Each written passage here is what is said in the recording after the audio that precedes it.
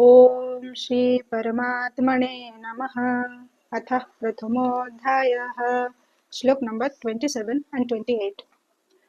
तान् समीक्ष्य स कौन्तेयः सर्वान् बन्धूनवस्थितान् कृपया परयाविष्टः विषीदन्निदमब्रवीत्। अर्जुन उवाच दृष्ट्वेमं सजनं कृष्ण युयुत्सुं समुपस्थितं सीदन्ति मम गात्राणि मुखं च परिशुष्यति। तो चलिए पहले जान लेते हैं पहला श्लोक का अर्थ क्या है। कहते हैं, जब कुंती पुत्र अर्जुन ने मित्र तथा संबंधियों की इन विभिन्न श्रेणियों को देखा तो वे करुणा से अभिभूत हो गया और इस प्रकार बोला, जो हम अर्जुन उवाचों में देखे हैं।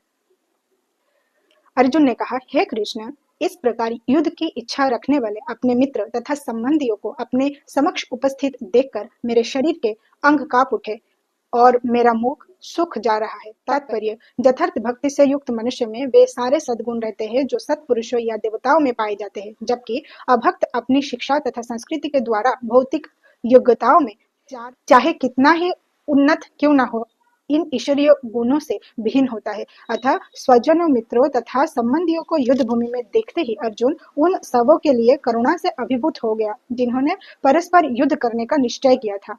जहां तक उसके अपने सैनिकों का संबंध था, वे उनके प्रति प्रारंभ से ही दयालु था, किंतु विपक्षी दल के सैनिकों की आसन्न मृत्यु को देखकर वे उन पर भी दया का अनुभव कर रहा था, और जब वे इस प्रकार सोच रहा था तो उसके अंगों में कंपन होने लगा और मुंह सूख गया।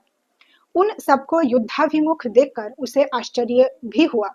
प्राय सारा कुटुंब अर्जुन के सगे संबंधी उससे युद्ध करने आए थे। यद्यपि इसका उल्लेख नहीं है, किंतु तो भी सहज अनुमान लगाया जा सकता है कि न केवल उसके अंग कप रहे थे और मुंह सूख रहा था, अपितु वे दयावश रुदन भी कर रहा था। अर्जुन में ऐसे लक्षण किसी दुर्बलता के कारण नहीं, अपितु हृदय की कोमलता के कारण थे, जो भगवान के शुद्ध भक्त का लक्षण है।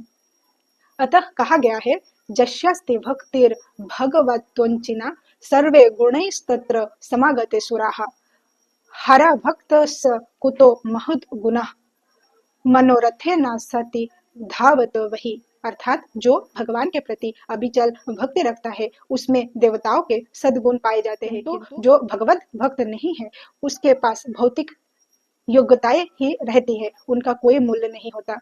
इसका कारण यह है कि वे मानसिक धरातल पर मंडराता रहता है और ज्वलंत माया के द्वारा अवश्य ही आकृष्ट होता है।